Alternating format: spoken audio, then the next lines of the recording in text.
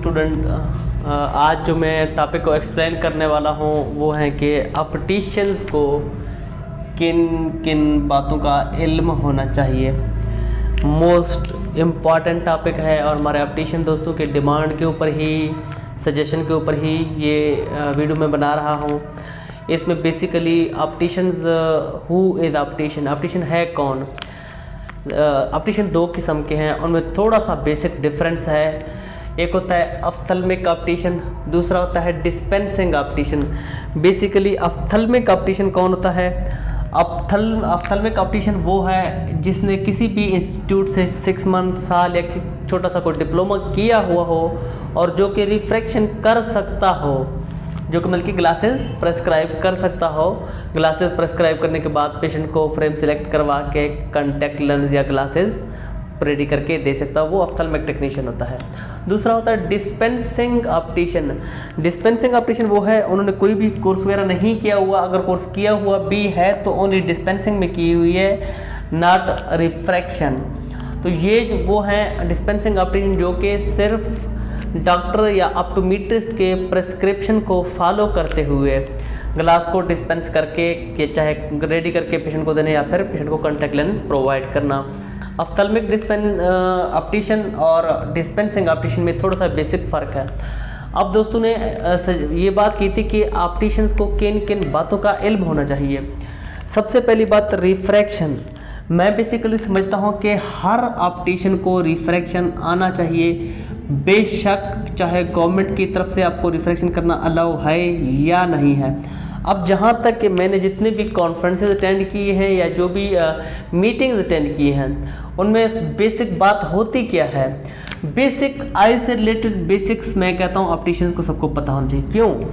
अब ऑप्टिशियंस को रिफ्रैक्शन करने से मना क्यों किया जाता है, अब मैं आपको बताता हूँ।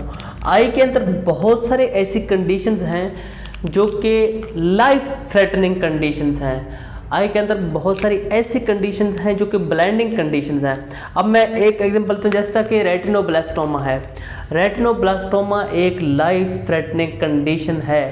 इसको अगर इनिशियल स्टेजेस में डिटेक्ट नहीं किया गया, इनिशियल स्टेज में डायग्नोज नहीं किया गया, इनिशियल स्टेज में ट्रीट नहीं किया गया तो पेशेंट की जान भी जा सकती है, पेशेंट की डेथ भी हो सकती है।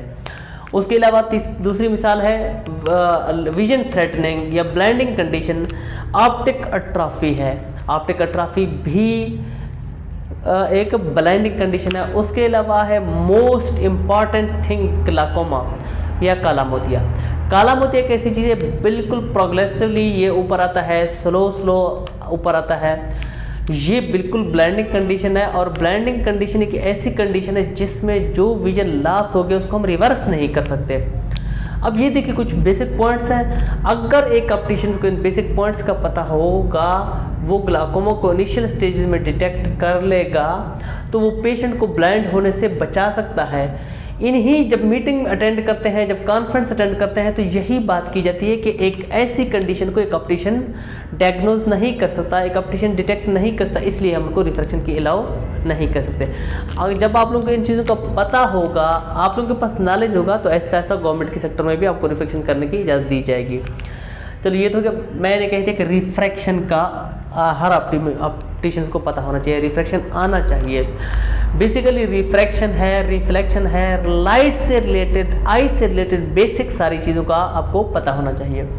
उसके बाद इंस्ट्रूमेंट यूज्ड इन लैब। आपके डिस्पेंसिंग लैब में जो इंस्ट्रूमेंट इस्तेमाल होते हैं उनमें आपको एक्सपर्ट होना चाहिए। ऑप्टिकल शॉप में जो इंस्ट्रूमेंट यूज होते हैं उनमें एक्सपर्ट होना चाहिए। ये डॉक्टर का काम नहीं, ये ऑप्टिशियंस के ही हैं। इनमें आपको माहिर होना चाहिए। उनमें कौन सा है? सबसे छोटे मोटे जो आपके हैं तो वो तो बहुत सारे हैं। जो है आपका लेंसोमीटर, लेंसोमीटर में आपको बहुत ज़्यादा एक्सपर्ट होना चाहिए। स्फेरिकल नंबर निकालने में लेंसोमीटर में मेरे ख्याल में हर ऑप्टिशियन कर लेते, उसमें कोई मसला नहीं है।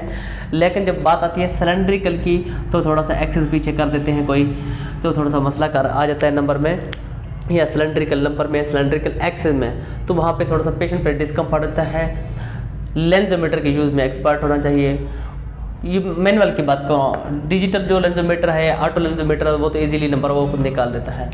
उसके बाद हैंड एजर है और ऑटो एजर है। ये भी आपके इंस्ट्रूमेंट हैं जहां आप ग्लास को डिस्पेंस करते हैं, ग्लास की फिटिंग करते हैं। इन दोनों के यूज़ में आपको बहुत ही ज़्यादा एक्सपर्ट होना चाहिए एक ऑप्टिशियंस को। अच्छा, मैं यहाँ पे बात ये करूँगा कि थोड़ी सी मैं स्टार्ट में करना चाहिए था, अब बात करूँ। रात दोस्त ने जो पोस्ट किया है कि किन बातों का इल्म होना चाहिए, तो कुछ दोस्तों ने बहुत अच्छे सजेशंस दिए हैं और कुछ दोस्तों ने जो सजेशंस दिए उन्होंने बेसिकली क्वेश्चन को शायद गौर से नहीं पढ़ा। उन्होंने क्या पूछा और वो क्या बता रहे हैं। उन्होंने पूछा कि एक ऑप्टिशियन को किन बातों का इल्म होना चाहिए। आगे से जो दोस्त एक्सप्लेन करते वो ये एक्सप्लेन करते कि ऑप्टिशियन को काम कैसे करना चाहिए। वो टोटली उसके कम्युनिकेशन स्किल को एक्सप्लेन करते हैं। इल्म होना एक अलग बात है और कम्युनिकेट करना एक अलग बात है। कम्युनिकेशन स्किल्स ऑप्टिशियंस के कैसे होने चाहिए और वो अपने ऑप्टिक्स के बिजनेस को कैसे बढ़ा सकते हैं, इसके ऊपर मैं अलग से वीडियो बनाऊंगा। अब यहाँ जो मैं बताऊंगा आपको सिर्फ ये बताऊंगा कि ऑप्टिशियंस को किन बातों का पता होना चाहिए, किन चीज़ों में एक्सपर्ट होना चाहिए। ये मैंने आपको इंस्ट्रूमेंट के बारे में बता दिया है। उसके बाद द मोस्ट इम्पॉर्टेंट पॉइंट जिसको मैं सबसे ज़्यादा इम्पॉर्टेंट समझता हूँ वो है IPD। यहाँ पे आपको IPD इंटरप्यूपल डिस्टेंस लेने में हद से ज़्यादा एक्सपर्ट होना चाहिए। मेरे पास बहुत सारे केसेस आते हैं कि डॉक्टर साहब हमने नज़र चेक करवाया, डॉक्टर साहब ने जो नंबर लगाया उस वक्त हम बिल्कुल ठीक थे, अब ऐनक लगाया है तो हम कंफर्टेबल नहीं है। जो ही हम IPD लेते हैं तो पता चलता है कि ऑप्टिशियन ने IPD नहीं ली और पेशेंट में प्रिज्मेटिक इफेक्ट आ रहा है। प्रिज्मेटिक इफेक्ट की वजह से पेशेंट कंफर्टेबल नहीं है। जब IPD लेके उसको नया ग्लास बना के देते हैं पेशेंट कंफर्टेबल हो जाता है। मैं बेसिकली कहता हूँ जब भी आप ग्लास बनाएं, कोई भी ग्लास बनाएं, किसी एक ग्लास को भी मिस ना करें। हर दफ़ा जब ग्लास बनाएं तो उसका IPD ज़रूर लें पेशेंट का। इससे आपको बहुत ज़्यादा फ़ायदा होगा और ये आपका एक्सपीरियंस बहुत हो जाएगा और इसका पता होना आपको बहुत ज़रूरी है। उसके बाद है एक्सपर्ट इन प्रेस्क्रिप्शन रीडिंग। अब जब आपको प्रेस्क्रिप्शन के बाइफोकल भी हो सकता है, सिंगल विजन भी हो सकता है, कहीं कहीं वो रीडिंग एक्सेस प्रेस्क्रिप्शन का जो रीडिंग है उसमें बहुत ज़्यादा एक ऑप्टिशियन को एक्सपर्ट होना चाहिए। अब मैं आपको बताता हूँ, मैंने एक दफ़ा एक पेशेंट को जब प्रेस्क्राइब किया है, क्लासेस प्रेस्क्राइब किए हैं। अब ये राइट आई है, यहाँ पे -2 आ रहा है, ये लेफ़्ट आई है, यहाँ पे +3 आ रहा है। ये एक दफ़ा की बात नहीं है, को 2 से 3 दफ़ा ऑप्टिशियंस ने पेशेंट को वापस मेरे पास भेज दिया कि डॉक्टर साहब ये कैसे पॉसिबल है कि एक आंख में माइनस आ रहा है, एक आंख में प्लस आ रहा है। नो इशू, पेशेंट एक आंख से मायोपिक हो सकता है, पेशेंट एक आंख से हाइपरमेट्रोप हो सकता है।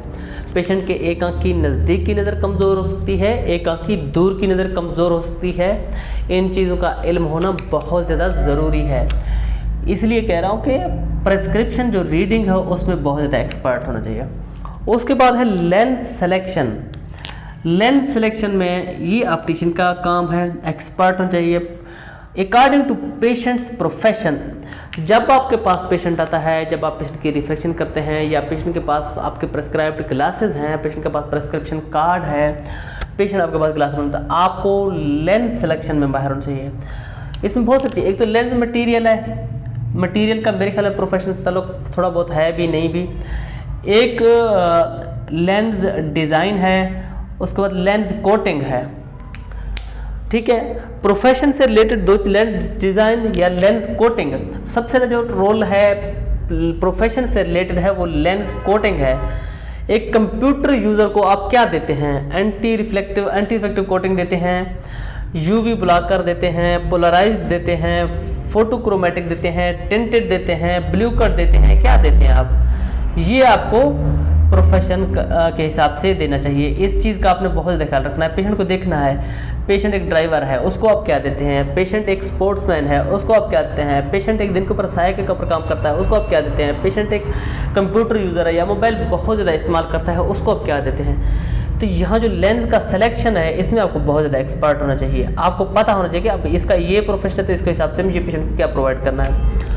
उसके अलावा एक पेशेंट है उसको अपने जो लेंस डिज़ाइन है, आप लेंस सिंगल विजन देने, एक नौजवान है, एक स्टूडेंट है जिसकी सिर्फ दूर की नज़र कमज़ोर है, आपने उसको सिंगल विजन देने हैं।